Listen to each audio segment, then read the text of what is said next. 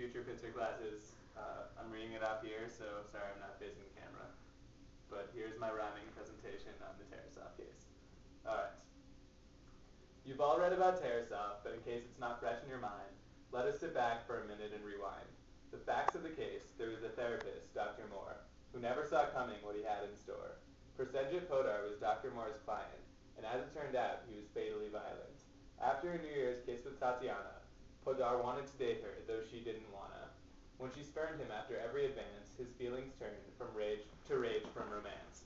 Podar told Dr. Moore of his violent plan, and Dr. Moore believed he was a serious man. So he called the police, and they questioned Podar, but the questioning didn't really go far. They ruled him competent and let him be, but 2 months later, unfortunately, when Tatiana returned from vacation, Podar inflicted his devastation. Shot her with a pellet gun, and as she ran outside, he stabbed her with a knife until Tatiana died. Tatiana's parents, understandably upset, sued Dr. Moore to see what they could get. They claimed he was negligent and should have warned their daughter, but instead he failed to prevent her slaughter. These events happened in 1969, but the court didn't decide for quite some time. Finally, after 7 more years, California's Supreme Court confirmed Dr. Moore's fears. They held him liable for failing to protect, but I find the decision rather hard to respect. Judge Tobiner ruled that despite the importance of confidentiality, psychotherapists still have a responsibility to protect third parties if they reasonably predict harm. But again, I think this is cause for alarm. Therapists deal with diagnosis, but they're not experts at prognosis. Psychologists have no crystal ball, and the research shows that they're no better at all than us lay people at predicting violence that isn't part of getting a therapist license. And if that is so, how can we reasonably expect therapists to effectively carry out their duty to protect? But by no means is that the only troubling aspect. There are numerous problems this ruling would affect. Therapy is supposed to be a safe place to confide, a place to reveal what you feel deep down inside. But without this paramount guarantee that therapists will maintain confidentiality, patients will be less likely to share any dangerous thoughts if they are scared that their therapist might tell the police if they're planning something that would disturb the peace. And some state rulings are even worse. For instance, Vermont puts property first. Over patient privacy rather than harm, their Supreme Court ruled a therapist had to protect a barn. Her client, Peck, had threatened to burn. She didn't believe him, but in turn, he burned down the barn that belonged to his dad, who subsequently sued because he was sad. But if property is protected, then where does this end? What other third-party rights must therapists defend?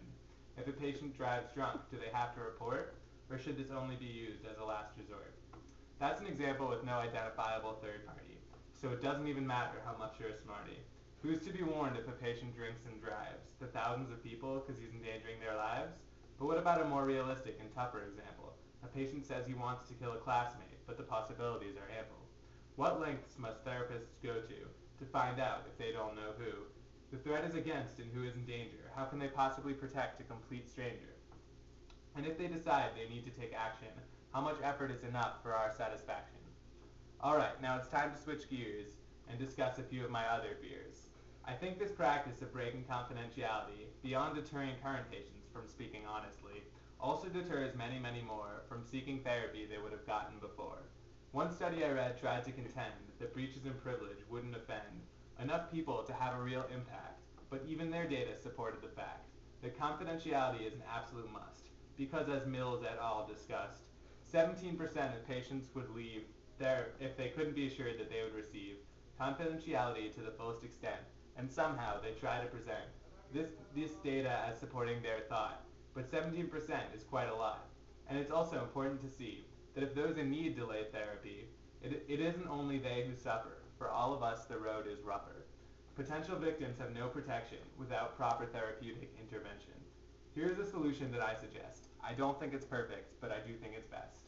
Therapists should not be obligated to protect another, but they should be allowed, if they discover, to report a dangerous client at their own discretion, and I'm willing to make one more concession.